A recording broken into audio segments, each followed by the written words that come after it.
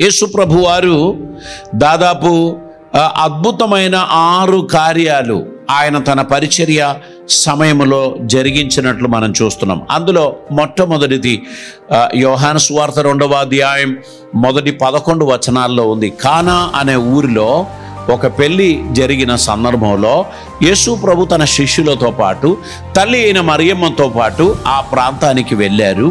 అక్కడ వెళ్ళి ఆ విందులో పాలు పొందారు.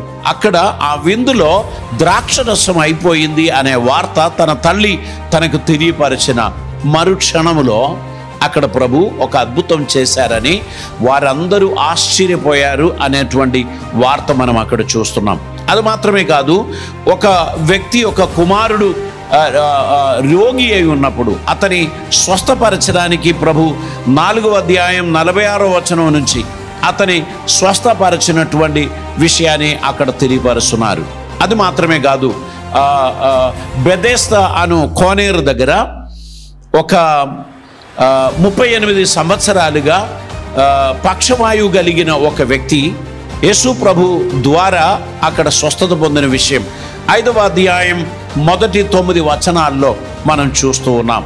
ఇంకా 4వదిగా ఒక గుడ్డివాడిని పుట్టిన మొదలుకొని గుడ్డివాడైన ఒక వ్యక్తిని ప్రభు స్వస్థపరిచిన విషయాన్ని మనము 9వ అధ్యాయం మొదటి 7 వచనాల్లో మనం చూస్తూ ఉన్నాం. 5వదిగా చనిపోయిన లాజరును ప్రభు సమాధి నుండి తిరిగి లేపాడు అనేటువంటి విషయాన్ని మనం చూస్తున్నాం. అది మాత్రమే కాదు, 21వ అధ్యాయంలో యేసు ప్రభు పునరుత్థానుడైన తర్వాత విశ్వాసంలో క్షీణించి చేపలు పట్టడానికి కొంతమంది శిష్యులు వెళ్ళారు. ఆ శిష్యులు వెళ్ళి తిబెరియాస్ సముద్ర తీరమున వారు చేరి ఆ సముద్రంలో చాలా అనుభవం కలిగిన జాలర్లు వారు వెళ్ళి వలవేశారు. రాత్రి అంతా శ్రమపడినా వారికి ఏమీ దొరకలేదు. ప్రభు ఉదయమున అక్కడికి వెళ్ళి వారితోని అడిగారు, మీకేమైనా దొరికిందా? అప్పుడు వారు ఏమీ దొరకలేదు అని చెప్పారు. అయితే మీ దోణి యొక్క కుడి ప్రక్కన వల వేయండి అని చెప్పారు. వారికి అర్థం కాలేదు. మేము ఎడమ వైపు వేసాము, కుడి వైపు వేసాము, ముందేసాం, వెనకేసాం, దోణి రౌండ్గా తిప్పి అన్ని ప్రాంతంలో వేసాము. ఒక చిన్న పరక కూడా దొరకని సమయంలో వారు తిరిగి వెళ్ళడానికి ప్రయత్నం చేస్తుంటే, వల బహుశా తీసుకొని పోవడానికి ప్రయత్నం చేస్తుండే, దోణె మీ కుడి ప్రక్కన వల వేయమన్నారు. ఆయన మాటకు వారు వల వేశారు.